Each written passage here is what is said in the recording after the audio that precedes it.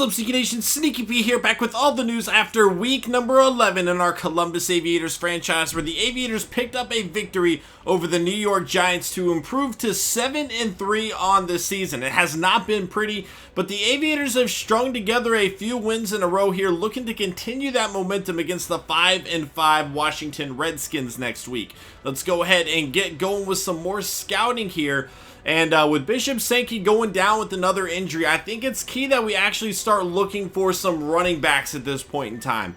I don't really know that we're going to find anybody that we really like, but if I can get a speed back or potentially a guy that can be a third down back, it has to be something we need to consider at this point in time. Sankey has gone down with a lot of different injuries, and I don't know that we can really rely on him moving forward. We'll just kind of have to see how it all plays off there. Definitely quite a lot of skilled running backs looking at the class. And that's something that I like to see. Wide receivers again. We'll just kind of briefly look around here. Unless these guys are speed demons, I don't know that we're really going to find quite a lot of talented players here. This guy actually has decent catching though, and so does him. So does he. So we'll have to look at that a little more next time.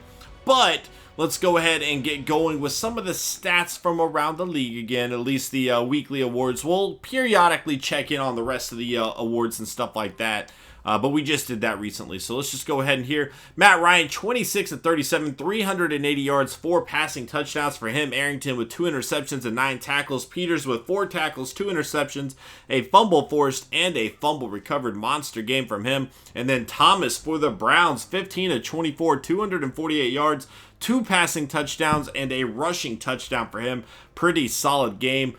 For their backup quarterback, I guess Ewing went down with an injury, so that's something we'll have to keep an eye on.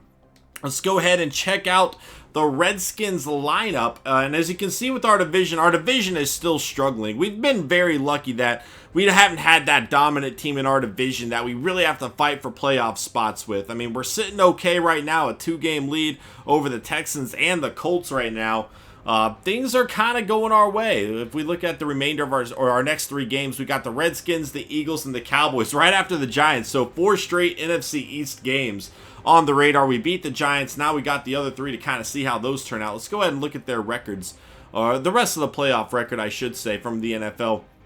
So the AFC, we got the Dolphins at 7-3, and we are 7-3. So no dominant team in our division right now. The Steelers 6-4, Broncos 6-4, Patriots 6-4. Browns 5-5, Bengals, quite a lot of 5-5 teams here, but nobody really standing out as a dominant force. The 49ers are sitting there at 8-2, leading the NFC. The Seahawks 6-4, the Eagles 6-4, 5-4-1 for the Panthers. So the NFL kind of seems to be pretty even at this point. There's not a single team that's really dominating everybody else like you come accustomed to seeing throughout the season. So it's going to be interesting to see how the rest of it plays out. Let's check out the injuries and then the Redskins lineup. See what we got. And Tyler McElroy going to be out for 1 more week there. Go to the Redskins as I take the long route to get there. Here we go, Redskins. All right. Jimmy Garoppolo, their quarterback, out for 3 weeks. 2nd straight week in a row. We're going up against a backup quarterback because of injuries. Then Corey Lemonade is going to be out as well.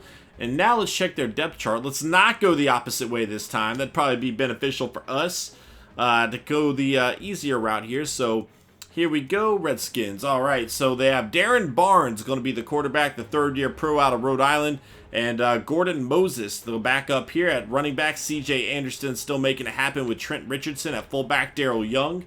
At wide receiver, they have Jarvis Landry and Deterius Ellis out of Florida. Riley Cooper, Aurelius Ben, and Jeffrey Benson here at tight end. Eric Lewis, the 3rd-year pro from UCLA, with Brandon Pettigrew. So I believe Ellis would have been teammates with Curtis Harden, actually. Left tackle, they have Matthew Cosby here, 2nd-year guy from LSU. Alvin Bailey at left guard. Eric McKnight at center.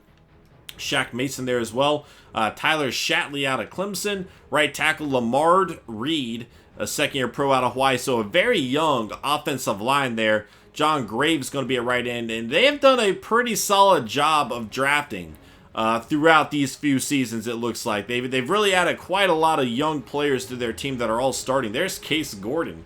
Oh, man. Xavier Rhodes and Chris Culver are going to be the 2 corners there. Tremaine Brock.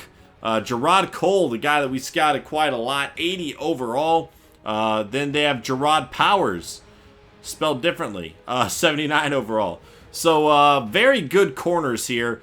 Calvin Breyer, a big free agent signing. We saw that they really picked up quite a lot of big names in free agency. Darian Stewart's still there as a backup role. Then they have Deion Buchanan as well. This is probably one of the better teams that we have faced so far this season. Their lack of a good record could very well be because of their quarterback. Outside of their quarterback, they have a very, very good team. They don't have the best offensive line either. They have a few guys there that are pretty good, but otherwise, they have a lot of playmakers across the field, especially defensively. That's going to make things tricky for us because really our offense hasn't gotten going like we've grown accustomed to seeing. Last week was a big game for us. We saw Curtis Hardin, Dorial Green-Beckham, and Sean Sutton all get touchdowns, but we haven't seen those kind of performances from them all that frequently so far this year. We're definitely going to need to step it up and get put a lot of pressure on their offense to score points if we want to win this game. I don't know that Darren Barnes is going to be able to do that against our defense. He might be able to. We saw some success with previous quarterbacks going against our defense regardless of their rating, but ultimately our offense is going to have to find some way to get some points up on the board here today. It's going to be a good matchup, guys. Thank y'all so much for watching this episode. I hope you enjoyed, and I will see you guys in Week 12 as we take on the Washington Redskins. Later.